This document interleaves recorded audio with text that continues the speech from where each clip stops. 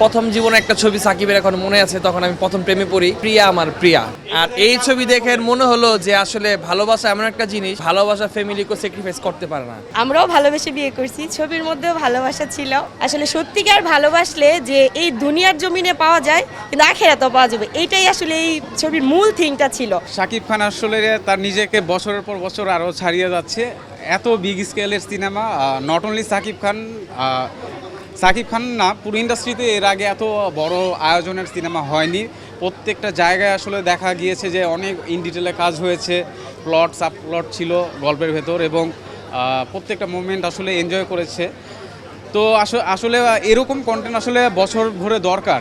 আসলে নির্মাতাকে আমি যতদূর দেখলাম যে তার ফার্স্ট কাজ হিসেবে, তার তো ফার্স্ট ডেবিউ, এটা ফার্স্ট কাজ হিসেবে এটা অসাধারণ ছিল। কারণ অনেক পুরানো নির্মাতারাও আসলে এত ভালো আউটপুট দিতে পারে না, মানে সরি টু সে। যদি দিতে পারতো আসলে বছর জুড়ে এরকম ভালো ভালো কন্টেন্ট কিন্তু আসলে থাকতো। আমরা কিন্তু সেটা পাই না, এবং আপনি দেখেন যে কী পরিমাণ মানুষের চাপ, এবং টিকিটও কিন্তু পাওয়া যাচ্ছে না। তো ভালো কন্টেন্ট থাকলে আসলে হলের সংখ্যাও বাড়বে।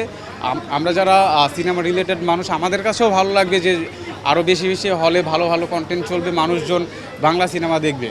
আমি তো প্রথম ভাবছিলাম যে প্রতি বছর তো ছবি দেখি, তো দুষ্ট কোকিল ছবিটা মনে হয় সবচেয়ে ভালো ছিল। এখন এটা দেখার পর আমার মনে হলো, আমি তো সাকিবের অনেক ছবি দেখছি, অনেক শুরু থেকে, মানে প্রথম জীবনে একটা ছবি সাকিবের এখন মনে আছে, তখন আমি প্রথম প্রেমে পড়ি। ওই ছবির নাম হচ্ছে প্রিয়া আমার প্রিয়া। ওই ছবি দেখে আমি প্রথম প্রেমে পড়ছিলাম এক মেয়ের।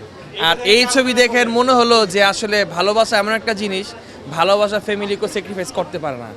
আর এইটা দেখে কার প্রেমে পড়লেন? এটা দেখে কোনো প্রেমে পড়ি নাই, এটা দেখে আসলে বুঝলাম যে কখনো যদি কোনো ছেলে প্রেমে পড়ে গেলেন এমন কিছু? না, সাকিবের প্রেমে পড়ি নাই, মানে এটা দেখে মনে হলো যে আসলে প্রেম ভালোবাসা এমন একটা জিনিস, এটা কোনো ব্যাপারে কেউ স্যাক্রিফাইস করতে পারে না। প্রেমের আঘাত পড়লে সেটা যেই হোক, নিজের ফ্যামিলি হোক বা অন্যের ফ্যামিলি হোক, তাকে অ্যাটাক করতে সময় লাগে না। আপনি এই সিনেমার কি বলতেছেন যে যারা প্রেমে ছেঁকা খেয়েছে বা যারা নতুন প্রেমে পড়েছে সবার দেখা উচিত? না, যারা ছেঁকা খেয়েছে তারা না, যে মেয়েরা মানে ছেলেদের কষ্ট দিতে পারে, মানে ভাবে যে এদের সময় কাটাবো, আমি মনে করি এই মেয়েগুলো এই ছবিটা দেখা উচিত।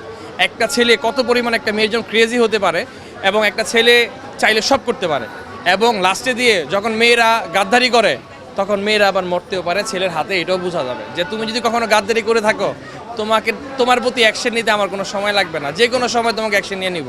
না, আমি এতটুকু বলে দিব যে কোনো কারণে কোনো ব্যাপারে তুমি কখনো কেউর কান কথা শুনে বিয়ের পিড়িতে বইসো না, নাহলে যে অ্যাকশনটা দেখছো ওই অ্যাকশনটা শুরু হয়ে যাবে একদম ওইখানে গিয়েই শেষ। এখন কি আপনি প্রেমে আছেন কিনা? আমি এখনো প্রেমে আছি, প্রেম চলতেছে। দোয়া করবেন যে আমার প্রেমটা যেন ভালো হয়, আর না হলে এই অ্যাকশনে হয়ে যাবে। এক কথায় সংক্ষিপ্ত করে বলতে গেলে অসাধারণ ছিল বরবাদ। আর ছবির নামটাও খুব সুন্দর হয়েছে। আর আমরাও ভালোবেসে বিয়ে করছি, ছবির মধ্যেও ভালোবাসা ছিল। ওরা আমি বলতে চাইছিলাম যে আসলে সত্যিকার ভালোবাসলে যে এই দুনিয়ার জমিনে পাওয়া যায়, কিন্তু আখেরাতেও পাওয়া যাবে, এইটাই আসলে এই ছবির মূল থিংটা ছিল। যে তাদের দুইজনের, যারা দেখেন এখনও, তাদের জন্য অনেক শুভকামনা রইল। দেখেন, বুঝেন, অনেক টুইস্ট আছে ছবিতে, অনেক কিছু শিখার আছে। প্রেম করছে তারা এই সিনেমা দেখবে না প্রেমে যারা ছেঁকা খেয়েছে তারা দেখবে? মানে এটা সব ধরনের মানুষদের জন্য আমি বলবো, কারণ হচ্ছে যারা প্রেম করতেছে তাদের উৎসাহ জাগবে যে রিয়েলিটিটা আসলে কি, রিয়েল জিনিসটা আসলে কি, রিয়েল ভালোবাসাটা আসলে কি। ছবিতে ইমোশনাল আছে, কিছু সম্পর্কের মানে বুঝাইছে এখানে, যে মামা ভাগ্নের একটা ব্যাপার ছিল। তারপরে যে এই সব ধরনের মানুষ, একদম চরচরাঞ্চলের মানুষরা আসলে কিভাবে ঠকে, কিন্তু আল্লাহর বিচারে আবার কিভাবে মানুষ ভালো কিছু পায়। মানে টোটাল সিন, টোটাল গল্পটা, স্টোরিটা এত ভালো, কেউ না দেখলে বুঝবে না। শেষের দিকটা অনেক ভালো লাগে আছে। প্রথমত বরবাদ সিনেমাটা খুবই ভালো ছিল। ঈদ উপলক্ষে আমি আমার ওয়াইফকে নিয়ে দেখতে আসছি, অত ব্যস্ততার মাঝেও আমরা অনেক দূর থেকে আসছি, নরসিংদী থেকে।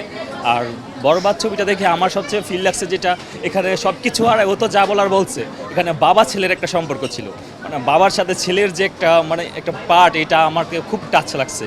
মানে বাবা ছেলে, মানে তার আমার নিজের বাবার কথা আমার এখানে মনে হচ্ছে, মানে বাবার ছেলে যাই করুক না কেন, বাবার কাছে ছেলে কখনো কোনো কিছুতে ছোট হতে পারে না, বা ছেলে সবসময় বাবার প্রতি যে একটা সফটনেস, এটা আমার কাছে খুবই ভালো লাগছে। আর বরবাদ অসাধারণ মুভি সবসময়।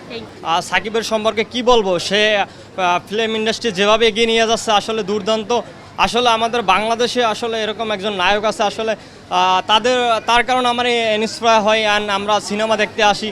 আসলে অনুভূতি খুব ভালো। আসলে বরবাদের যে ট্রেইলার দেখলাম, ডিজার দেখলাম, এবং গিয়ে আকৃষ্ট করে দিয়েছে। আসলে সিনেমা দেখছে, সিনেমা আসলে অনেক ভালো লাগছে। আমরা বুঝছি আসলে তুফানকে ছাড়িয়ে যাবে। আসলে আমাদের অনুভূতি ঠিক ছিল যে আমাদের টিকিট কাটছে 500 টাকা করে টিকিট নিয়েছে।